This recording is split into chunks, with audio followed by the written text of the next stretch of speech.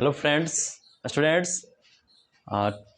आज हम लोग फिर से प्रदर्शक कोचिंग सेंटर में पढ़ने जा रहे हैं। हम लोग जहाँ तक पढ़े थे उससे आगे पढ़ेंगे, ठीक है। तो इसमें हम लोग पढ़ेंगे आज ट्रेडिशनल ग्रामर के मुताबिक, ट्रेडिशनल इंग्लिश ग्रामर के मुताबिक हम लोग पढ़ने वाले हैं। कुछ बेसिक टर्म जान लेंगे ताकि हमें इंग्लिश जानने में कोई दिक्कत नहीं आएगा, ग्रामर को जानने में कोई परेशानी नहीं आएगी। तो सब बेसिक टर्म हमने टॉपिक बनाया है हमारा, some basic terms related to traditional English grammar, ठीक है। तो ट्रेडिशनल इंग्लिश ग्रामर के अकॉर्डिंग क्या है, कुछ बेसिक टर्म जान लेते हैं। उसमें सबसे पहले जानेंगे लेटर, है ना। लेटर जानेंगे तो लेटर क्या है, ये एक स्मॉलेस्ट यूनिट है। किसी भी भाषा का स्मॉलेस्ट यूनिट क्या है, लेटर ही है ना। जिसकी वजह हम कोई शब्द बना पाते हैं, फिर शब्द से सेंटेंस बना पाते हैं, सेंटेंस से फिर हम और भी कुछ बना सकते हैं। तो सबसे पहले लेटर देखेंगे। तो लेटर हम देखते हैं, एक होता है ब्लॉक लेटर या कैपिटल लेटर। ब्लॉक लेटर वो होता है जो बड़ा होता है, यानी कैपिटल, है ना। दूसरा है स्मॉल लेटर, ठीक है। तो लेटर हमारा दो तरह का होता है, एक होता है ब्लॉक लेटर, एक होता है स्मॉल लेटर, ठीक। तो हमने क्या देखा, लेटर क्या है। तो लेटर क्या है, किसी भी भाषा का स्मॉलेस्ट यूनिट माना गया है ना। भाषा की सबसे छोटी इकाई होती है, यानी letter is the smallest unit of a language. English language है तो इंग्लिश लैंग्वेज, ठीक है ना। Which we can write an English word. कोई भी इंग्लिश वर्ड हमें लिखना होगा तो लेटर से ही हम लिख पाएंगे, ठीक है। तो ये है। तो हम इसी में लेटर हम देख रहे होते हैं। तो लेटर, टोटल लेटर कितना है, 26 है। इंग्लिश अल्फ़ाबेट के अकॉर्डिंग टोटल लेटर 26 है, जिसमें आपका वॉवेल है, 5 वॉवेल है। तो 5 वॉवेल कौन कौन सा है, A E I O U, A E I O and U. These are the 5 vowels in a English language, ठीक है। तो आपको इंग्लिश लैंग्वेज में, इंग्लिश अल्फ़ाबेट में आपको 5 वॉवेल्स हैं, ए E I O and you. उसके बाद वॉवेल्स के बाद है कॉन्सोनेंट्स। तो कॉन्सोनेंट्स, जो कि कॉन्सोनेंट्स टोटल 21 है। टोटल 26 अल्फ़ाबेट है, जिसमें से 5 वॉवेल हो गया तो 21 हमारा कॉन्सोनेंट है। लेकिन उस कॉन्सोनेंट में भी दो हमारा सेमी वॉवेल होता है, डब्ल्यू और वाई। तो डब्ल्यू और वाई जो है वो हमारा सेमी वॉवेल है। तो हमारा 5 वॉवेल्स, 2 सेमी वॉवेल्स, और बाकी का जो रेस्ट है वो है कॉन्सोनेंट। इसी वजह सेमी वॉवेल को जब हम हटा देते हैं, है ना, कॉन्सोनेंट्स में से अगर हम सेमी वॉवेल को हटा देते हैं तो कॉन्सोनेंट की संख्या 19 रह जाती है। लेकिन ऐसे क्वेश्चन पूछा जाए कॉन्सोनेंट की संख्या कितनी है, तो बताना है 21। अगर एक्सक्लूड कर दे सेमी वॉवेल को तो हो जाएगा 19। तो ये हमने देखा, लेटर देखा। फिर लेटर हमने देखा किस तरह के लेटर के टाइप हमने देख लिया।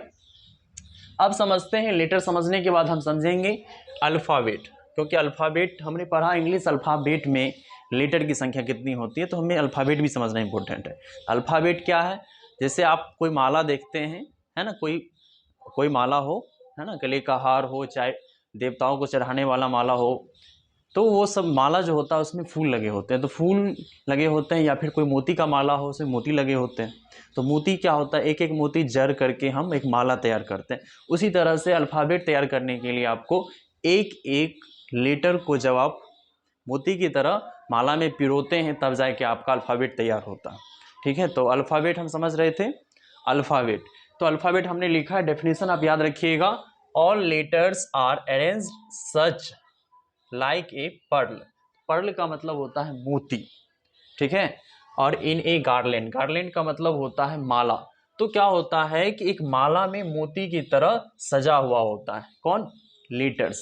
तो बिल्कुल माला और मोती के समान, यानी माला यहाँ पे क्या है, माला यहाँ पे क्या है, अल्फ़ाबेट है ना, अल्फ़ाबेट है। और यहाँ मोती क्या है, लेटर्स है। तो यानी कि एक, है ना, अगर लेटर्स अरेंज्ड होगा तभी तो बनेगा अल्फ़ाबेट। तो मोती के समान जब माला में मोती के समान जब कोई लेटर्स अरेंज्ड होता है तो उसको हम बोलते हैं अल्फ़ाबेट। तो ठीक है, ये अल्फ़ाबेट हो गया। आगे हमारा है वर्ड। तो जब लेटर्स, अल्फ़ाबेट में हमारा लेटर्स था, तो लेटर्स जब अरेंज कर देंगे, उसको एक ग्रुप बनाएंगे जिसका मीनिंगफुल सेंस देगा, यानी कुछ ना कुछ उसका अर्थ होगा, प्रॉपर अर्थ होगा, तो वो हमारा वर्ड होगा, ठीक है। दो तरह का वर्ड होता है, एक होता है मीनिंगफुल, एक होता है मीनिंगलेस। अब लेटर्स हम 2-3 लेटर्स लेंगे, उससे हम वर्ड बनाने की कोशिश करेंगे। जैसे हमने शुरुआत में ही एग्जांपल लिया था हमने लेटर लिया था APE, है ना, और इसको अगर अरेंज करते हैं तो एप बन जाता है, लेकिन इसको अगर हम अलग तरीके से अरेंज करेंगे तो AEP, कोई वर्ड यहाँ पे बन नहीं रहा, बन तो रहा है लेकिन इसका कोई अर्थ नहीं है, मीनिंगलेस हो गया, लेकिन जब बन गया तो मीनिंगफुल हो गया। ठीक है, जैसे इनोसेंट हमको बोलते हैं, वर्ड है इनोसेंट, लेकिन इनोसेंट के लेटर को उलट पलट देंगे तो उसका मीनिंग ही चेंज हो जाएगा। तो ये आपको पता होना चाहिए। इनोसेंट में INN है ना, अगर 2 बार N लिखा हो तो उसको डबल N भी पढ़ते हैं और 2 बार N भी हम पढ़ सकते हैं, INN, है ना, OCENT। अगर इनोसेंट के लेटर को हम चेंज कर दें, पहले N कर दें, फिर I कर दें, फिर O कर दें, फिर N कर दें, फिर T कर दें, E कर दें, तो इसका मीनिंग ही चेंज हो जाएगा, तो ये मीनिंगलेस हो जाएगा। तो ये कोई वर्ड देगा नहीं, कोई मीनिंग दे नहीं रहा। अगर मीनिंग दे रहा है तो हमारा वर्ड, वही वर्ड हम बोलते हैं, है ना। अगर हम मीनिंगलेस वर्ड बोलेंगे तो किसी को समझ में ही नहीं आएगा। एप्पल है, उसको हम लेपी बोल दें तो कुछ समझ में नहीं आएगा। तो इस तरह से एप्पल है तो उसमें हमको बोलना पड़ेगा APPLE, तो पूरा एक तरह से अरेंज होगा, एक तरीके से, एक सलीके से अरेंज होगा, तब जाके हमारा एक वर्ड बन पाएगा। वर्ड समझ में आया। और वर्ड्स के बाद क्या है हमारा, तो वर्ड का डेफिनेशन हम बता देते हैं। Group of letters having meaningful sense, यानी ग्रुप ऑफ लेटर्स है जिसका मीनिंगफुल सेंस है।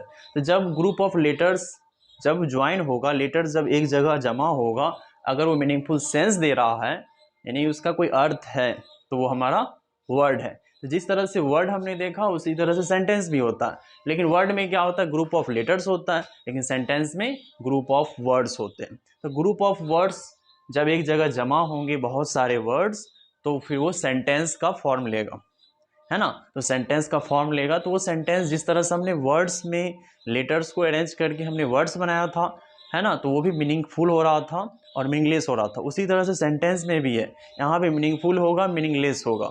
जब वर्ड्स को हम तरीके से स्ट्रक्चर के अकॉर्डिंग अगर हम उसको रखेंगे, तब जाके हमारा मीनिंगफुल सेंटेंस बन पाएगा। ठीक है, अगर नहीं रख पाएंगे तो मीनिंगफुल सेंटेंस नहीं बनेगा। जैसे एग्जांपल के तौर पे देखते हैं, राम ईट्स ए मैंगो। इसमें कितने वर्ड हैं, राम है, ईट्स है, आर्टिकल भी आ चुका है, फिर मैंगो, है ना। और इसी को पलट के हम लिखते हैं मैंगो राम ईट्स ए, तो यहाँ पे कोई सेंस नहीं दे रहा, ना समझ में आ रहा। तो राम आम खाता है बोलेंगे, है आम खाता राम, इसका मतलब ही कुछ नहीं है। तो यही समझ के चलना है आपको।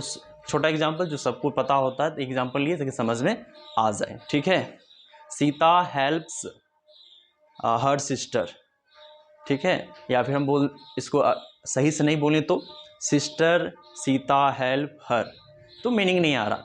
तो मीनिंग जब आ गया तो मीनिंगफुल सेंस दे रहा तो सेंटेंस हुआ, अगर मीनिंगफुल सेंस नहीं दे रहा है तो सेंटेंस नहीं हुआ।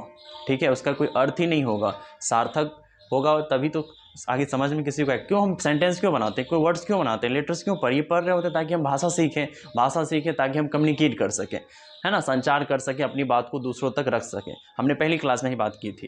तो ये जानना बहुत ज़रूरी है। सेंटेंस हमने देखा, लेटर देखा, वर्ड देखा, फिर सेंटेंस के बहुत सारी काइंड भी हम देखेंगे, है ना, सेंटेंस के पार्ट भी देखेंगे, लेकिन फिलहाल हम आगे चल रहे थे। जो बेसिक टर्म है, सेंटेंस समझ में आ गया। अब क्या है आपको समझना होगा, आपने बहुत सारा वर्ड्स है आपके पास, तो बहुत सारा वर्ड्स है तो उसको कैटेगराइज कैसे करेंगे। ट्रेडिशनल इंग्लिश ग्रामर के अकॉर्डिंग, पारंपरिक अंग्रेजी व्याकरण के अकॉर्डिंग हम जानेंगे ना कि इसमें जो वर्ड्स है उसको क्या कहेंगे। बहुत सारा वर्ड्स है, तो वर्ड्स है उसमें आपको जानना होगा। एक टर्म है पार्ट्स ऑफ स्पीच, तो पार्ट्स ऑफ स्पीच जानना बहुत जरूरी होता है। तो पार्ट्स ऑफ स्पीच है क्या, यानी कि इंग्लिश ग्रामर के जितने भी वर्ड्स हैं, जितने भी वर्ड्स आप इंग्लिश ग्रामर में पढ़ रहे होते हैं, चाहे इंग्लिश लैंग्वेज में जितने भी वर्ड हैं, उसको क्या किया गया है, ट्रेडिशनल इंग्लिश ग्रामर के अकॉर्डिंग उसको जहाँ वाक्य में, सेंटेंस में जैसे उसका यूज हो रहा होता है उसके अकॉर्डिंग उसको 8 पार्ट्स में कैटेगराइज किया गया है। ठीक है, तो 8 पार्ट्स में कैटेगराइज किया गया है। तो वो 8 पार्ट्स क्या है ये देखते हैं। तो 8 पार्ट्स हमारा है नाउन, ठीक है, फिर है प्रोनाउन, ध्यान रखिएगा, नाउन, फिर प्रोनाउन, उसके बाद adjective, verb, adverb, preposition, conjunction और इंटरजेक्शन। तो कुल मिला के 8 हैं। ठीक है, आप याद रखिएगा, noun, pronoun, adjective, verb, adverb, preposition, conjunction और इंटरजेक्शन। तो सबसे पहली बात समझेंगे नाउन क्या है। नाउन यानी कि जो भी नेमिंग वर्ड होता है वही उसको हम नाउन बोलते हैं। दुनिया में जितने भी नेमिंग वर्ड हैं, चाहे वो लिविंग हो चाहे नॉन लिविंग हो, उसमें जीवन है या नहीं है इससे कोई फर्क नहीं पड़ता, है ना। जिसका कुछ हमने नाम रख दिया, ठीक है, तो उसको हम बोल देंगे नाउन, ठीक है। चाहे अब जैसे जीवन नहीं है माउंटेन, तो माउंटेन में जीवन नहीं लेकिन फिर भी वो नाउन है ना। न्यूज़पेपर, तो उसमें जीवन नहीं है लेकिन वो नाउन है। न्यूज़, है ना, इसमें जीवन नहीं है फिर भी ये नाउन है, लेकिन, है ना। तो ये इस तरह से नॉन लिविंग में भी एयर है ना, तो वो भी नाउन है। ऑक्सीजन हो, नाइट्रोजन हो, सल्फर हो, जितना भी एलिमेंट सब पढ़ रहे होते हैं, सब तो नाम ही है। चाहे केमिकल नेम पढ़ रहे होते हैं, किसी का केमिकल फार्मूला पढ़ रहे होते हैं, तो नेम फार्मूला नोमेनक्लेचर करते हैं केमिस्ट्री में, तो वहाँ भी तो सब नॉन लिविंग है, फिर भी तो, है ना, नेम बोलने, जितना भी नेम है वो क्या है, नाउन है। लिविंग है वो, तो लिविंग में भी आप कोई व्यक्ति हो सकता है, लिविंग तो मेनली व्यक्ति के लिए प्रयोग करेंगे ना, बाकी बात तो ना लिविंग में ही आ जाएगा। तो आप जान रहे होंगे यानी कि नेमिंग वर्ड जो होता है वो नाउन होता है। अब नेमिंग वर्ड किसका होगा, किसी व्यक्ति का होगा, पर्सन का होगा, हो सकता है किसी प्लेस का होगा, कोई स्थान का होगा, हो सकता है किसी एनिमल का होगा। अब जैसे लोग जानवर पालते हैं, जैसे कुत्ता पालते हैं, उसका कुछ नाम रखते हैं, टॉमी रख दिए, है ना, एलिस रख दिए, रॉकी रख दिए, और इसी के नाम रख लेते हैं। जैसे कोई, तो इस तरह से जानवर भी पाल लेते हैं। तो फिर इस तरह से जैसे घोड़ा पाले तो घोड़ा का भी नाम रखेंगे, बादल रख दिए, है ना। तो इस तरह से और भी कुछ, तो ये तो एनिमल हो गया, तो एनिमल का भी नाम है ना कुछ उसको अगर बुलाएंगे तो कुछ नाम से बुलाएंगे ना, तो बहुत सारा अगर नाम देंगे तभी तो आएगा। तो ये है, तो नाम से यानी एक इंडिकेशन रखते हैं एक पहचान के लिए, है ना, जिसको कोई पहचान के लिए हम क्या नाम देते हैं, तो वो हमारा नाउन है, ठीक है। तो क्या है, नाउन क्या है, एक नाम है ना, और जो नाम है वही नाउन है, तो ये समझना है, ठीक है। तो ये समझते हैं नाम। तो इसमें क्या था, नेमिंग वर्ड, इसमें क्या है, राम हमने लिखा, सीता है, ताजमहल है, रोसड़ा है, ट्री है, स्कूल है। इसमें क्या है कि प्लेस का भी नाम आ रहा है, जैसे रोसड़ा क्या एक प्लेस है ना, रोसड़ा क्या एक प्लेस है। थिंग में वस्तु का नाम है ताजमहल, ताजमहल वस्तु है ना कि प्लेस, प्लेस होता तो हम क्या बोलते, आगरा, आगरा प्लेस है, लेकिन ताजमहल क्या है, थिंग्स है, ये भी ध्यान रखना है आपको। ट्री क्या है, ये भी थिंग्स है, नॉन लिविंग है फिर भी थिंग्स है। स्कूल ये भी थिंग्स में ही आएगा, है ना, स्कूल। तो स्कूल जो है एक, ठीक है, इसमें आप जाते हैं, पढ़ाई करते हैं, अध्ययन करते हैं। स्कूल जो है वो आपको जानना होगा, वहाँ पे आप शिक्षा ग्रहण करते हैं, तो वो भी हमारा नाउन ही आता है। स्कूल भी तो नेम है, नेम बोल रहे हैं, ठीक है। तो ये आपका, फिर आगे आता है प्रोनाउन। प्रोनाउन क्या है कि अब बार बार एक ही नाम को हम बार बार बोले, ठीक है, तो फिर क्या होगा कि उसमें इरिटेशन पैदा होगा। अगर हम लिखते हैं तो बार बार रिपीटेशन करेंगे तो सेंटेंस उतना अच्छा दिखेगा नहीं और सुनने में भी अच्छा नहीं लगेगा। तो बार बार रिपीटेशन होने से बचने के लिए, बार बार एक ही वर्ड बार बार आए उससे बचने के लिए हम प्रोनाउन को पढ़ते हैं। प्रोनाउन क्या करता है, हमें नाउन, बार बार नाउन के आने से बचाता है, वाक्य में खूबसूरती लाता है। ये फ़ायदा है प्रोनाउन पढ़ने का, है ना। तो प्रोनाउन क्या है, तभी तो पढ़ते हैं, वर्ड इंस्टीड ऑफ नाउन, यानी कि ऐसा वर्ड जो नाउन के बदले आए। तो जो नाउन के बदले वर्ड आता है उसको प्रोनाउन बोलते हैं, ठीक है। जैसे हमने राम लिखा, तो राम के बदले हम क्या लिखेंगे, ही लिखेंगे, तो ही लिखेंगे, तो ही क्या है, हमारा प्रोनाउन है। तो जो क्या कर रहा है, वाक्य में जब हम लिख रहे होते हैं तो वो रिपीटेशन से बचाया और दूसरी बात सेंटेंस भी हमारा खूबसूरत लगा। तो ये फायदा है प्रोनाउन का। अब क्या है इसमें, आई, है ना, जब खुद की बात करेंगे तो आई बोलेंगे, जब पूरे समूह की बात करेंगे तो वहाँ पे हम वी बोल देंगे, है ना। यू ये भी है, फिर सी है, इट है, दे है, हिम है, हर है, इस तरह से बहुत सारा है। तो हम लोग सेपरेट करके पढ़ेंगे तो वहाँ पे ज़्यादा डिटेल में पढ़ेंगे। फिलहाल हम लोग शॉर्ट में थोड़ा थोड़ा जान लेते हैं। तो हमने देखा नाउन देखा, हमने प्रोनाउन देखा, आगे देखते हैं एडजेक्टिव। तो एडजेक्टिव, हिंदी में एडजेक्टिव को हम बोलते हैं विशेषण। नाउन को संज्ञा, प्रोनाउन को सर्वनाम, तो एडजेक्टिव को विशेषण। तो एडजेक्टिव का क्या काम है कि क्वालिफाई करना। किसके क्वालिफाई करेगा, या तो नाउन को करेगा या प्रोनाउन को क्वालिफाई करेगा। तो मेनली ये नाउन को क्वालिफाई करता है, ठीक है, जिसमें हिज, जैसे बोलते हैं हिज नेम, हिज कार, ये क्या कर रहा है, कार, है ना, हिज नेम। अब जरूरी नहीं है कि एडजेक्टिव हमेशा क्वालिफाई ही करे, तो एडजेक्टिव जो है क्वालिफाई मात्र 4% ही करता, बाकी बात वो वाक्य में आके जुड़ता है, उससे रिलेशन दिखाता है, बस इतना काम करता। लेकिन वो बहुत सारे बुक्स में लिखा होता है कि एडजेक्टिव क्या करता है, क्वालिफाई करता है। अब जैसे हिज कार, उसकी गाड़ी है, तो गाड़ी पे उसका क्या अधिकार है, यहाँ पे कोई तो यहाँ पे विशेषता तो नहीं दिखा रहा है ना, विशेषता हर वक्त नहीं दिखाता। तो ये भी जानना बहुत जरूरी होता है। तो हम लोग पढ़ेंगे, है ना, एडजेक्टिव के बारे में थोड़ा डिटेल पढ़ेंगे तो वहाँ ज़्यादा समझ में आएगा। फिलहाल शॉर्ट में तो यहाँ पे एडजेक्टिव क्या काम है, अगर समझना है थोड़ी देर के लिए समझ सकते हैं, तो क्वालिफाई करता है। क्वालिफाई यानी क्या, उसमें जब हम पढ़ रहे होते हैं, है ना, क्वालिटेटिव एडजेक्टिव जब पढ़िएगा या एडजेक्टिव ऑफ क्वालिटी, तो वहाँ पे ही सिर्फ वो क्वालिफाई कर पा रहा था। बाकी बात एडजेक्टिव के 10 काइंड्स होते हैं, तो उस 10 काइंड्स में सिर्फ एक ही काइंड एक ऐसा है जहाँ पे वो क्वालिफाई कर रहा होता है ना। क्वालिटेटिव एडजेक्टिव पढ़िएगा तो उसमें आपको बताया जाएगा, ठीक है। तो फिलहाल आगे बढ़ते हैं। तो एडजेक्टिव की हमने बात किया था, एडजेक्टिव में हीज है, माय है, आवर है, दियर है, हर है, इस तरह से ये सब आ रहा होता है। जब हम एग्जाम्पल पढ़ेंगे, एग्जाम्पल से हम थ्योरी पे जाएंगे, थ्योरी से एग्जाम्पल पे जाएंगे, कुछ प्रैक्टिस क्वेश्चन करेंगे, तब जाकर समझ में आएगा, ऐसे नहीं समझ में आएगा। जैसे मैथ पढ़ते हैं तो मैथ में थ्योरी पढ़ते हैं, फिर उसमें बहुत सारा फॉर्मूला आता है, फिर जाके क्वेश्चन बनाते हैं, है ना। उसी तरह से ही इंग्लिश ग्रामर भी है, इस मैथ से कम नहीं है अगर सही से समझा जाए तो, है ना। यहाँ भी समझ के पढ़िएगा तो सब आसान है। चलिए, तो हमने देखा नाउन देखा, प्रोनाउन देखा, एडजेक्टिव देखा। अब देखेंगे वर्ब, है ना। अगर मान लीजिए एक इंसान के शरीर से अगर दिल निकाल दिया जाए, क्या इंसान जिंदा रहेगा? नहीं रहेगा ना।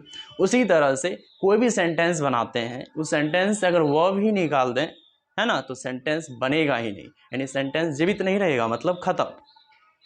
आप सोच के देखिए, कोई भी वाक्य आप बोलना चाहते हैं तो वहां पे जैसे राम आम खाता, आगे हम कुछ बोल नहीं रहे तो क्या सेंटेंस बना? नहीं। इसका मतलब ये हो गया कि अगर है बोल दे तब वो कंप्लीट हुआ, नहीं तो वाक्य क्या था, खत्म था। जिस तरह से इंसान के शरीर में हर्ट ना हो तो इंसान जिंदा नहीं रहेगा, उसी तरह से सेंटेंस में वर्ब ना हो तो सेंटेंस जिंदा नहीं रहेगा, मतलब सेंटेंस खत्म। तो ये भी जानना जरूरी है। तो देखिए वर्ब, तो वर्ब बहुत इंपॉर्टेंट है, ठीक है। वर्ब समझ ली तो आप समझिए क्या कहते हैं, इंग्लिश का बहुत कुछ आपके पास आ गया। वर्ब समझ ली तो वर्ब से आपको टेंस में हेल्प मिल जाएगा, टेंस समझ ली तो वॉइस में हेल्प मिल जाएगा, वॉइस समझ लिए तो डायरेक्ट इनडायरेक्ट स्पीच जिसको नरेशन बोलते हैं वहाँ आपको हेल्प हो जाएगा। क्वेश्चन टैग वहाँ भी हेल्प मिलेगा, तो हर जगह हेल्प मिलेगा। तो सोचिए वर्ब पढ़ना कितना इंपॉर्टेंट है। तो चलिए वर्ब में हमने बताएं जो भी एक्शन वर्ड होता वो क्या होता है, वर्ब। या फिर इसको साधारण बात में कहें, साधारण सी शब्द में कहें तो अगर घरेलू स्तर पे अगर बात करें तो वो होगा जिस शब्द में ना लग जाए, जैसे लिखना, पढ़ना, रोना, हंसना, गाना, नाचना, खड़े होना, तो ना लगा हुआ है। लेकिन कुछ ऐसे शब्द होते हैं जिसको छोड़ना पड़ेगा, जैसे नाना, टीना, यानी ये नाम है ना, तो नाम को छोड़ के चलना पड़ेगा, जिस नाम में ना लगेगा उसको नहीं। लेकिन नाम छोड़कर जितना भी है, क्योंकि नाम के लिए हमने बताया है वो नाउन है, तो नाम छोड़ के चलना है, ना लगा हुआ सब, ठीक है। और नाम छोड़ के चलिएगा तो जो भी है, खाना, पीना, रोना, हंसना, गाना, ये सब वर्ब ही है, ठीक है। तो एक्शन वर्ड है, खाएंगे तो कुछ काम कर रहे हैं ना, तो जो आप काम कर रहे हैं वो क्या है, एक्शन वर्ड है। तो जो भी एक्शन वर्ड बोले या करे तो वो हमारा वर्ब भी है, ठीक है। काम करेंगे तो इंसान, लग रहा है इंसान जिंदा, काम करना बंद कर दिया मतलब इंसान खत्म। उसी तरह से हमने बताया था थोड़ी देर पहले भी। चलिए, तो हमने वर्ब देखा, तो वर्ब में क्या एग्जांपल याद रखना है, एम, इज, आर, वाज, व पढ़ेंगे, वो WERE, वो, ठीक है। तो वाज, वर, ठीक है, play, stand, sleep, feel, etcetera. ETC को हम मतलब एटसेट्रा को हम शॉर्ट में ETC बोलते हैं, एटसेट्रा, ETCETRA, एटसेट्रा। जब भी एग्जाम्पल लिखें तो वहाँ पे EG लिखें, ना कि EX। कहीं कहीं EX लिख दिया जाता है जो कि गलत है। EX मतलब एक्सरसाइज होता है, जो कि अभ्यास आप कर रहे होते हैं। अगर EG लिखे, यानी ये एक लैटिन वर्ड है, एग्जाम्पली ग्रेशिया, है ना, एग्जाम्पली ग्रेशिया वर्ड है, उसी से यहाँ पे शॉर्ट में लिखते हैं ईजी, इसको एग्जाम्पल बोलते हैं। ये भी ध्यान देना बहुत जरूरी है। ग्रामर में छोटी छोटी चीज़ें पे आपको ध्यान देना जरूरी होगा, नहीं तो आप जब पढ़ेंगे तो वहाँ दिक्कत होगा, और डिटेल में पढ़ेंगे तो आपको समझ में आएगा तो गलतियाँ कम होगी। चलिए यहाँ देखते हैं। अब है एडवर्ब। एडवर्ब बोले तो क्रिया विशेषण। क्रिया विशेषण है वो है जो क्या करे, वर्ब को भी क्वालिफाई कर देगा, एडजेक्टिव को भी क्वालिफाई करेगा और एडवर्ब खुद को भी क्वालिफाई करता है। तो ये इसकी खूबसूरती है ना, यानी ये सब पे ध्यान देता है। तो सबसे बढ़िया यही हुआ ना, यानी वह इंसान जो सब पे ध्यान दे, है ना, छोटे छोटे पे, वर्ब पे ध्यान दिया, पता है कि इसके बदौलत ही सेंटेंस है, मतलब जिसके बदौलत वजूद है, उसको नहीं भूलाइए। उसके बाद और भी है ना, एडजेक्टिव का भी तो रोल है, वो नाउन प्रोनाउन क्वालिफाई कर रहा होता। अगर एडजेक्टिव ना होगा तो फिर क्या, उसका भी रोल है कि वर्ब का बहुत ज़्यादा रोल है, तो वर्ब का भी ध्यान दिया, एडजेक्टिव का भी ध्यान दिया और खुद का भी ध्यान रखा, है ना। तो खुद का भी ध्यान देना जरूरी होता है। तो इंसान की तरह ये भी है, समझ में चलना। अगर कुछ पढ़ रहे हैं तो उसको इंसान से जोड़ दीजिए, जब इंसान से आप जोड़ दीजिएगा तब वो समझना आसान हो जाएगा। तो एडवर्ब हमने देखा कि वर्ब को भी क्वालिफाई करेगा, एडजेक्टिव को भी और खुद को भी करेगा, या कोई दूसरा एडवर्ब आ जाए तो उसको भी क्वालिफाई करेगा। एग्जाम्पल देखते हैं इसका, रिसेंटली, है ना, रिसेंटली हाल ही में, सुनने में आता है ना, हाल ही में सुनने में आया है, तो रिसेंटली वहां बोलते हैं। ब्यूटीफुल्ली, ब्यूटीफुल्ली, है ना, ये है लेटली, लेटली देर से, है ना। वंस, ट्वाइस, वंस बोले तो एक बार, ट्वाइस बोले तो दो बार, थ्राइस बोले तो तीन बार। इस तरह से हमारा एडजेक्टिव पढ़ेंगे वहां पे। तो वंस, ट्वाइस, थ्राइस ये है क्या, तो ये फ्रीक्वेंसी बता रहा है, बार बार रिपीट हो रहा है, एक बार, दो बार, तीन बार, है ना। तो ये फ्रीक्वेंसी बता रहा है, क्या है, एडवर्ब ऑफ फ्रीक्वेंसी। तो एडवर्ब का भी हम देखेंगे काइंड्स, तब समझ में आएगा ज़्यादा डिटेल में, अभी शॉर्ट में चल रहे हैं, ठीक है। तो फिर आगे है प्रीपोजिशन। तो प्रीपोजिशन नाम से ही क्लियर है, प्री पोजिशन, यानी प्री मतलब पहले, पोजिशन मतलब स्थान, यानी किसी के पहले वो स्थान ग्रहण कर लेगा। किसके पहले, तो ये नाउन के पहले स्थान ग्रहण करता है, और ये नाउन के साथ रिलेशन भी दिखाता है, सिर्फ नाउन के साथ रिलेशन नहीं दिखाता। उस सेंटेंस में प्रीपोजिशन के बाद अगर कोई दूसरा वर्ड भी आ जाएगा तो उसके साथ भी रिलेशन ये दिखाता है। तो प्रीपोजिशन हम शॉर्ट में हम देख रहे हैं, फिर डिटेल्स भी इसका देखेंगे, ठीक है।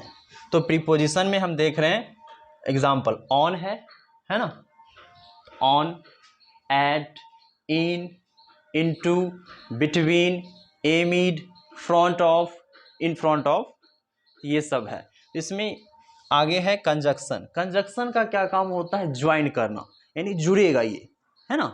जैसे दो भाई जुड़ गया हो सकता है, या दो परिवार जब जुड़ रहा है तो वहाँ पे कंजक्शन, यानी कंजक्शन क्या करेगा, तो यहाँ पे आपको समझना है, यहाँ पे क्या करेगा, सेंटेंस में दो वर्ड को ज्वाइन करेगा। जैसे राम एंड श्याम, तो राम और श्याम दो अलग वर्ड हैं, दो अलग इंसान हैं, और बीच में आ गया एंड, तो एंड क्या कर दिया, दोनों को जोड़ दिया। तो ये जोड़ने का काम करता है, कंजक्शन जोड़ने का काम करता है। कन मतलब कनेक्ट, जोड़ेगा, जंक्शन किसी एक स्थान पे जाके जोड़ देगा। जैसे समस्तीपुर जंक्शन बोलते हैं, जंक्शन वहाँ पे बहुत सारे ट्रेन आके यहाँ पे एक जगह जमा होते हैं और फिर वो अलग अलग रास्ते में वो निकल जाते हैं। तो वहाँ उसी तरह से यहाँ भी समझेंगे कंजक्शन। तो कंजक्शन क्या करेगा, वर्ड्स को ज्वाइन करेगा, ठीक है। फिर उसके बाद वर्ड्स को ज्वाइन नहीं करता, दो तीन सेंटेंस आके ज्वाइन हो गया, है ना, तो उसको भी ज्वाइन कर रहा होता है, फ्रेज को भी ज्वाइन कर रहा होता है। तो ये इस तरह का है कंजक्शन का। एग्जाम्पल देखते हैं, एंड, बट, और, since, not only, but also, है ना, इस तरह से ETC। तो और भी है, तो इसको समझते हैं आगे। फिर हमने देखा, नाउन देखा, प्रोनाउन देखा, वर्ब देखा, सॉरी नाउन देखा, प्रोनाउन देखा, एडजेक्टिव देखा, वर्ब देखा, एडवर्ब देखा, प्रीपोजिशन देखा, कंजक्शन देखा, और एक बच गया है इंटरजेक्शन, जिसको हिंदी में विस्मयादि बोधक शब्द बोलते हैं। कंजक्शन को क्या बोलते हैं, समुच्चय बोधक अब, ठीक है, और इंटरजेक्शन को विस्मयादि बोधक अब। इंटरजेक्शन क्या करता है कि ये एक वर्ड ऐसा वर्ड है जो क्या करेगा, फीलिंग्स, आपके फीलिंग्स, इमोशन को ये व्यक्त करता है। आप sorrow में हैं तो, आप खुशी में हैं तो ये वर्ड है जो आप व्यक्त होता है, यानी ये इंटरजेक्शन फीलिंग्स और इमोशन को बता रहा होता है। अब क्या है, जैसे ब्रेवो, ब्रेवो वर्ड जो है ये जब खुशी में है इंसान होता है तब जाके बोलता है ब्रेवो, है ना। जब किसी को शाबाश देंगे, शाबाशी देंगे तो ब्रेवो बोल देते हैं वहाँ पे, तो आप खुशी दिखा रहे हैं। हुर्रा, तो हुर्रा भी जब खुशी दिखा, जैसे कोई मैच जीतता है तो वहाँ पे हुर्रा, तो वहाँ पे इस तरह से शब्द, तो वहाँ खुशी दिखाने के लिए आया है। एलास, तो एलास जो है ये दुख दिखाने के लिए प्रयोग किया जाता है, ये भी तो फीलिंग्स है। अब ऐसा तो नहीं हर वक्त इंसान खुशी में रहे, कभी दुख में भी रहता, तो वहाँ पे एलास प्रयोग, जैसे किसी का, ये खासकर है ना, दुख को दिखाने के एलास। फिर आपके पास ओह, ओह ये सब, तो ये भी दुख दिखाने के लिए है। तो आप समझ रहे हैं, इस तरह से हमने देखा पार्ट्स ऑफ स्पीच हमने देखा। तो हमने शुरुआत की थी, आपने इसको समझ में आ गया होगा आपको। तो एक बार हमने देख लिया पार्ट्स ऑफ स्पीच देखा, इसको 8 पार्ट्स में हम कैटेगराइज किए, जिसमें नाउन है, प्रोनाउन है, एडजेक्टिव है, वर्ब है, एडवर्ब है, प्रीपोजिशन है, कंजक्शन है, इंटरजेक्शन। तो समझ में आ गया होगा। ठीक है, तो आज के लिए इतना ही रखते हैं, फिर अगली क्लास हम देखेंगे। ठीक है।